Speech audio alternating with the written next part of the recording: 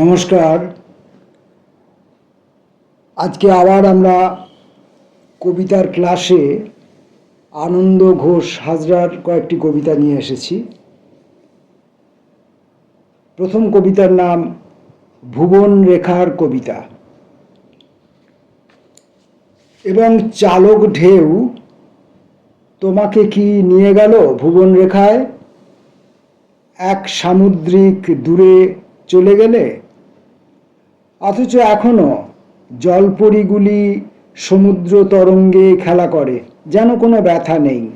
কোনোদিন ছিল না কো নারী, যেন কোনো বেদনার বার্তা কেউ কখনো শোনেনি।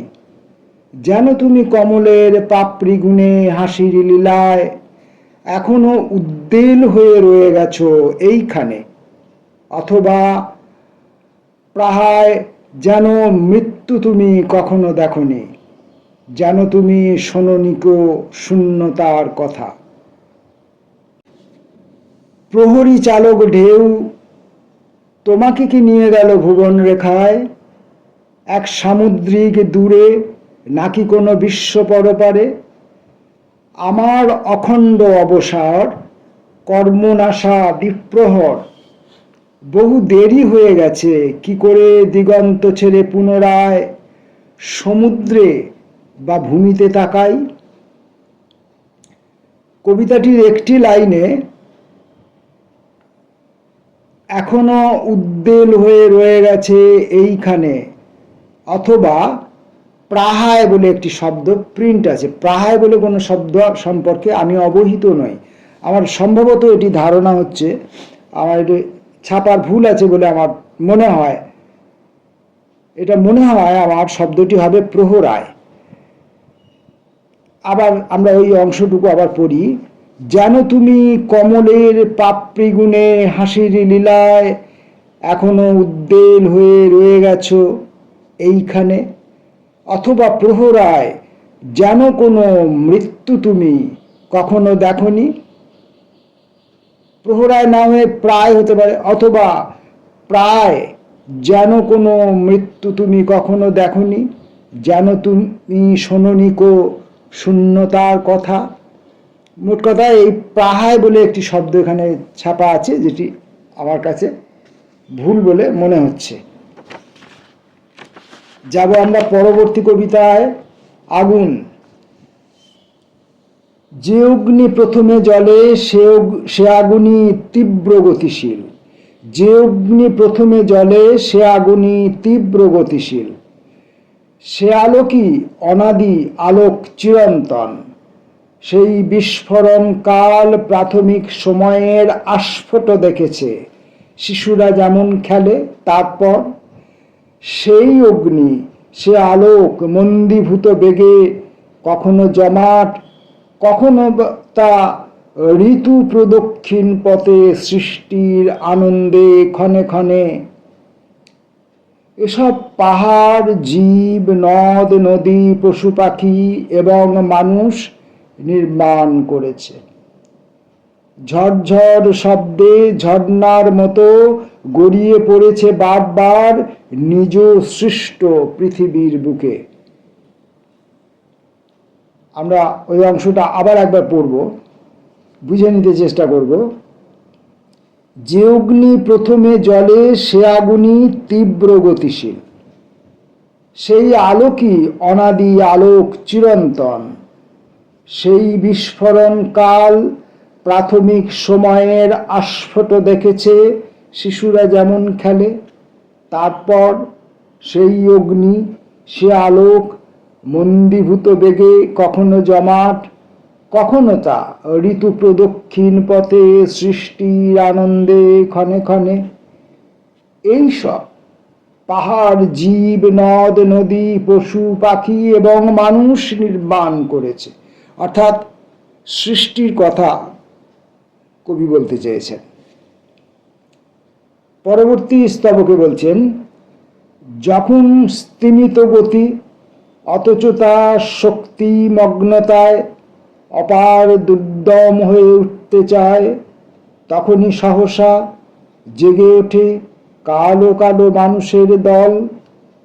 জেগে ওঠে শ্রমিকের হাত, জেগে ওঠে সভ্যতার বীজ, জেগে ওঠে ঘূর্ণমান সময়ের প্রমত্ত অগ্নির শারীরিক রূপের প্রবাহধ্বনি, কলরোল, আগুনের প্রকৃত স্বরূপ।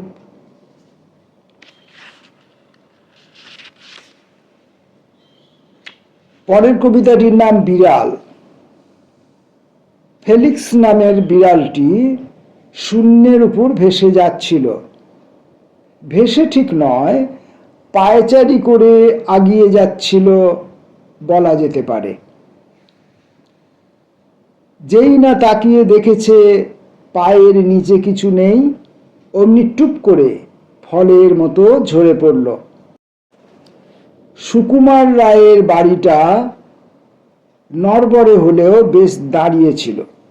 মাঝে মাঝে মেরামত করে বাসযোগ্যও ছিল এতদিন। যেই না সুকুমার নাম দিলেন কিং কর্তব্য বিমূঢ়, অমনি হুড়মুড় করে। আমরাও এগিয়ে যাচ্ছি ক্রমশ পায়ে পায়ে উন্নতির দিকে। কিন্তু একবার যদি হঠাৎ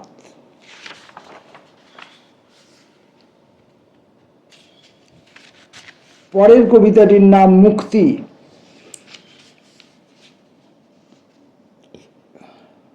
আমার মুক্তিকে তুমি সীমাবদ্ধ করে দিলে লক্ষণ রেখায়। এই পরিমিতি থেকে, কঠিন নির্মিতি থেকে মাঝে মাঝে আকাশের নীলে অথবা সুদূর কোনো বনপ্রান্তে কুয়াশার জ্যোৎস্নায় আমাকে উড্ডীন করো বেদনায়, তীব্র বেদনায়। আমি কি খেলার বস্তু, বাবুদের সংবাদ বাহক, পায়রার মতো, নাকি শুধু জল ও হাঁসের মতো, নদী ও নৌকার মতো নাকি? আমার মুক্তিকে কেন সীমাবদ্ধ করে দিলে লক্ষণ রেখায়? মাঝে মাঝে গাঢ় উন্মোচন মেঘে মেঘে, মাঝে মাঝে উৎক্ষেপণ তীরের মতন, অকস্মাৎ রোদ আলো বৃষ্টি আর সমুদ্র সন্ধানে স্বপ্ন ভ্রমে ঘোরা, বেদনার বিষাদের উন্মিলনে ঘোরা শুধু প্রয়োজনহীন। কে হে তুমি, এই শ্রান্ত শরীর বেলায় খেলা করো? আমার মুক্তিকে শুধু সীমাবদ্ধ করে রাখো লক্ষণ রেখায়। তাই তো আমরা প্রতি মুহূর্তেই পরাধীনতা অনুভব করি। প্রকৃতির দ্বারা, শক্তির দ্বারা, সত্যের দ্বারা, অনিবার্যতার দ্বারা আমরা প্রতি মুহূর্তেই অনুভব করি যে আসলে আমরা স্বাধীন নই। আমরা যে স্বাধীনতাটার কথা আমরা বলতে চাই সেটা হচ্ছে আমরা একে অন্যের সঙ্গে, একে অন্যের দ্বারা পরাধীন হতে চাই না। কিন্তু এই শক্তি, এই প্রকৃতি, এই সত্যতা, এই অনিবার্যতা, এই ভূমণ্ডল, এই নভমণ্ডল, এই সময়, এই প্রবাহমানতা, এ সবের কাছে আমরা অনিবার্যভাবে পরাধীন। পরের কবিতাটির নাম আসলে তা রেখা নয়। আসলে তা রেখা নয়, অরৈখিক বিসর্পিল তরঙ্গ সংকুল। আসলে তা পথ নয়, পথের মতনও নয়, অথচ তা নিয়ন্ত্রণ করে যাতায়াত। অথবা তা যাতায়াত নয়, যেন ভাষার অতীত কোনো কিছু। আকাশে যেমন মেঘ চক্রগুলি গড়ে আর ভাঙে, সেভাবেই ভাঙা গড়া একসাথে চলে বলে দৃষ্টির বিভ্রমে। আমরা কেবল ভাবি যাত্রাপথ, অথচ তা শুধু রূপান্তর, দেখায় পর্দার মোহে। যেইভাবে কণাবর্তগুলি আর্ত চিৎকারে ঘোরে, ভাঙে, ফোটে, মেশে তমসায়, অথবা তা অবরুদ্ধ কোনো এক গীতধ্বনিময়। আসলে তা রেখা নয়, অরৈখিক বিসর্পিল তরঙ্গ সংকুল। আসলে তা পথ নয়, পথের মতনও নয়, অথচ তা করে যাতায়াত ভাষার অতীত কোনো কিছু।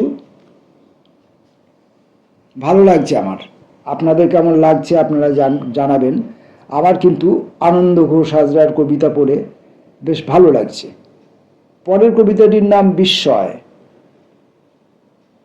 সত্তার নতুন আবির্ভাবে পৃথিবীর ধূলিকণা চন্দ্রতারা, অনন্ত শূন্যতা মেঘে নদী জল দেখে, নক্ষত্র রম্যতা দেখে, মৃত্যুর নিপুণ শিল্প দেখে যে আদি বিস্ময় জন্ম নেয়, সে বিস্ময় বহমানতার, সে বিস্ময় জায়মান সীমাহীনতার, সে বিস্ময় লক্ষ কোটি বছর বছর পার হয়ে কিছুই যাবে না বোঝা, এই গূঢ় বধির বিস্ময়।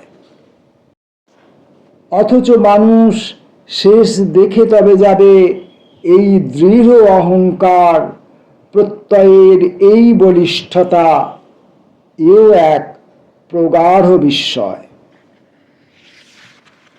হ্যাঁ, এই পরাধীনতার মধ্যেও আমাদের মানুষের যে স্বকীয় অস্তিত্ব, সেই স্বকীয় অস্তিত্ব নিয়ে আমরা আপনার মধ্যে আপনি একটা স্বাধীনতা উপভোগ করি, স্বাধীনতা নির্মাণ করি, স্বাধীনতাকে আমরা প্রতিষ্ঠিত করি আমাদের সত্তার গভীরে। পরের কবিতাটির নাম কৌতুক। কৌতুকাবর্তের মধ্যে প্রজন্ম লম্বিত থেকে যায়, ঘোরে ওঠে ঊর্ধ্বের মহাকাশে, মাথায় কি শান্তিঘট, পদতলে ছলচ্ছল ভেসে যায় ধনী দেবতার ঘণ্টা, আরতি হিল্লোল তাম্র কোষাকুষি যত। কুয়াশার মতো লাগে চতুর্দিক, কুহেলিকা পার হয়ে অমৃত ভাণ্ডের কথাগুলি, রূপকথা গল্প সন্ধ্যা ভ্রষ্ট অতীতের দিকে চলে যায়, চিহ্নও থাকে না। কৌতুকাবর্তের কথা তাই তারা ভাবে, জলঘূর্ণি ভাবে, অর্থাৎ যা বর্তমান অথচ যা বর্তমানও নয়। আর দুটি কবিতা পড়ব, সময় 1 এবং সময় 2। সময় 1। সময় পেরিয়ে যায় কারো কারো প্রান্তরের পথ, প্রায় অন্ধ জঙ্গল সীমায় এসে থমকে দাঁড়িয়ে দেখে তড়িঘড়ি বৃদ্ধ হয়ে গেছে। সময় পেরিয়ে যায় কারো কারো ডিনার টেবিল, তারপর আলোকিত পথে এসে অকস্মাৎ স্থিত হয়ে যায়, নিজেকে প্রেক্ষণ করে কোনো এক যুবকের মতো। এরকম বৈপরীত্য চিরদিন চলে আসে বলে কারো মাথা ব্যথা নেই। এই স্বাভাবিক বোধে হেসে কথা কয়, চেয়ে দেখে বন্ধুতা বিলীন হলে বৃদ্ধকালে নিঃসঙ্গতা কিরকম লাগে। তবুও দুজন যদি দুজনের দিকে একবারও আন্তরিক দৃষ্টি মেলে কোনো ক্ষণে তাকিয়ে থেকেছে, তখনই ড্রয়ারে বদ্ধ চিঠিগুলি, প্রেমপত্রগুলি আবার সজীব হয়, বেঁচে উঠতে ওঠে। সময় 2 এবং আনন্দ ঘোষ হাজরার আজকের আমার পড়া শেষ কবিতাটি। স্থানকাল ভেঙে গেলে, নষ্ট হয়ে গেলে কোথায় যে অভিনয় হবে, ফাটাফুটা বেঁকে যাওয়া, কিছুটা তুবড়ে যাওয়া মেরামত করা যেতে পারে বলে মনে হয় আজও। তবুও কেউ কি এই ঘূর্ণিপাক খেলা ফেলে রেখে সব শক্তি পুঞ্জীভূত করে নিজ শক্তির আবেগে তীব্রভাবে দাঁড়িয়েছে কোনোদিন নিরাসক্ত বিজ্ঞানীর মতো? সময়কালের এই ছিদ্রগুলি মেরামত করে নেবে বলে। একেবারে ভেঙে গেলে কোথায় যে অভিনয় হবে, দর্শকের ভূমিকায় যারা থাকবে কেবল গড়াবে। আমরা আনন্দ ঘোষ হাজরার কিছু কবিতা পড়লাম। পরের ভিডিওতে আবার নতুন কবির নতুন কবিতা নিয়ে আসব। ততক্ষণের জন্য নমস্কার।